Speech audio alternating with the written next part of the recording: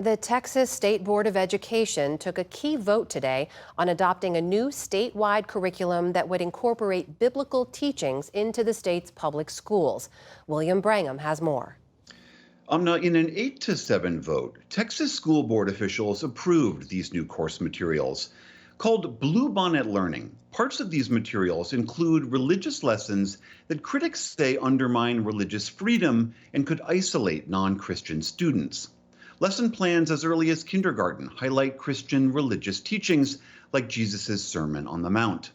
This new curriculum in Texas follows Republican-led efforts in other neighboring states to similarly give Christianity a stronger presence in public schools. Following this all closely is Jaden Edison. He's the education reporter for the Texas Tribune. Jaden Edison, so good to have you on the program. So this measure passes today. When could this curriculum get rolled out, and do schools have to adopt it?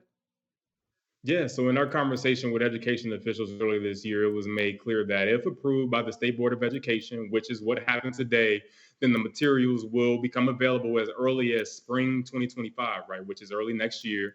And then from there, obviously, school districts would then order the materials and they would be available for usage as soon as the 25-26 school year. And so, to the question of, whether or not they're required, it is optional, right? But if school districts adopt those materials, they will receive up to a $60 per student incentive to purchase the textbooks and then also go on to print those materials. The reason why that's obviously relevant and important to note is because Texas school districts really have gone about a half a decade, right, with no significant boost in state funding.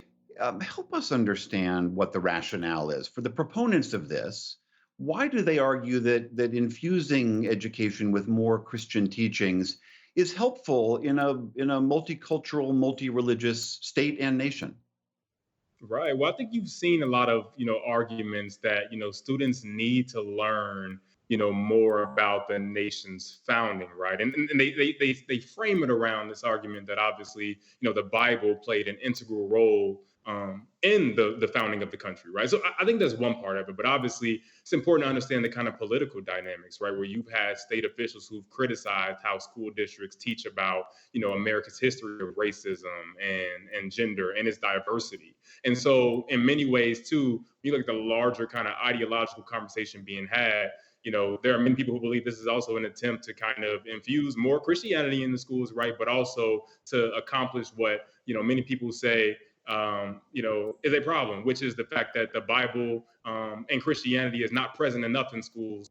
And the critics of this, of which there are many, and your reporting is detailed, their concerns, help us understand, what are they upset about? Yeah, so I think it's two pronged, right? I think on one level there is concern that by placing a heavy emphasis on Christianity, right, this could lead to the isolation and bullying of children who are not Christian, right? Who subscribe to other faiths or no faith at all. And so I think that's one part of it. But then there's also a legal kind of concern, right? With the Constitution obviously prohibiting, the government from endorsing a particular state religion. Well, obviously there are religious scholars and public education advocates here in Texas who believe that this particular curriculum crosses the line, right? And so I think it's two pronged. And I also want to make clear, right, the people are not saying, from what I hear, right, that religion shouldn't be taught. But I think, they're trying to draw a line between teaching and preaching, right? And I think, many people feel that this is doing the latter.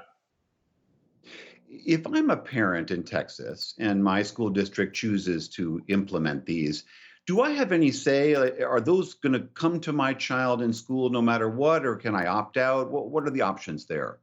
Obviously these materials are going to be optional as we just noted here before. And so really what it's going to come down to is local school board politics, right? It's like the decision is going to be up to school districts. And I think obviously we know here in Texas and across the country that, parents want to have a say in their child's education. And so you have to imagine that if it gets to that point where a school district is seriously adopting or seriously considering adopting these materials, then parents certainly will have something to say about it.